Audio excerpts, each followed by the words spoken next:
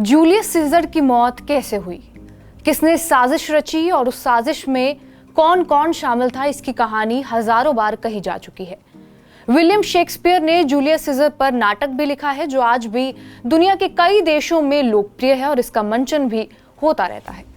Julius Caesar आज से 2123 साल पहले आज ही के दिन यानी कि 12 जुलाई को इस धरती पर आए थे।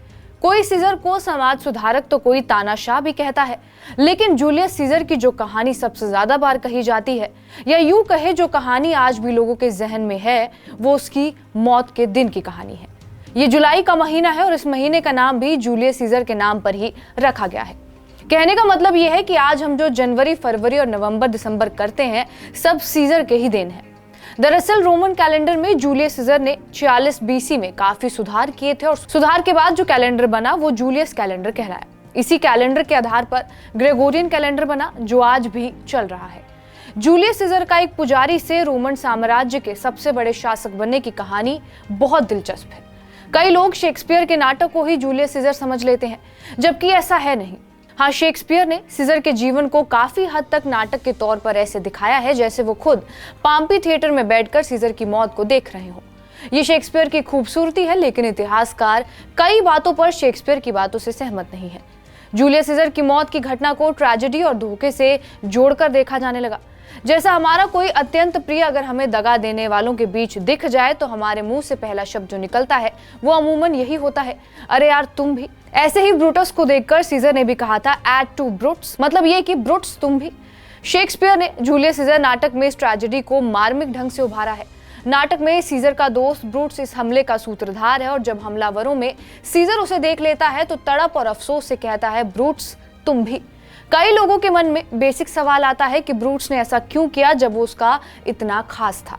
ब्रूट्स और सीजर की भी एक कहानी है। ब्रूट्स एक गृह युद्ध के दौरान जूलियस सीजर के विरोध में लड़ा था, लेकिन इस गृह युद्ध में सीजर की जीत हुई। इसके बावजूद सीजर ने ब्रूट्स को अभयदान दे दिया था। इतना ही नहीं, उसने ब्रूट्स को अपने करीबी भी बनाया, सीनेट में भी जगह दी। कई इतिहासकार तो ये भी मानते हैं कि सीजर बच्चे की तरह ब्रूट्स को मानता था और जब उसने ब्रूट्स को देखा तो उसके मुंह से निकला था, बच्चे तुम भी। सीनेट सभा चल रही थी। बैठक में 60 से ज्यादा सीनेटर मौजूद थे और सबसे पहले एक सीनेटर ने सीजर को चाकू मार दिया। इसके बाद एक एक करके सबने यही किया। इतिहास में जूलियस सीजर अपनी रणनीति के लिए भी जाना जाता था। कई जनजातियों के साथ युद्ध लड़ने और जीतने के अलावा उसे राइन नदी पर पुल बनाने और रूबिकॉन नदी पार करने के लिए भी जाना जाता है। सीजर ने एक वक्त सीनेट में कई बदलाव किए और उसकी लगातार बढ़ती लोकप्रियता और सीनेट की कम होती अहमियत सीनेटरों के गले नहीं उतर रही थी। उधर सीजर वोटों के माध्यम से नीति, नागरिक और सैन्य फैसले खुद लेने लगा था और उसने कई फैसले जनता के हक में भी लिए। सीनेटरों को सीजर की हरकतें तानाशाह जैसी लगने लगी थी। वो उसे लोकतंत्र के लिए खतरा मानने लगे थे।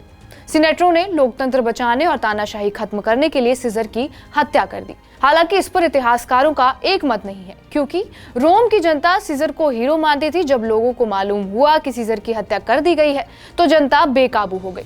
गृह युद्ध जैसा माहौल हो गया। सारे सीनेटरों को देश से बाहर निकाल दिया गया और कुछ दिन बाद ब्रूट्स की भी मौत हो गई।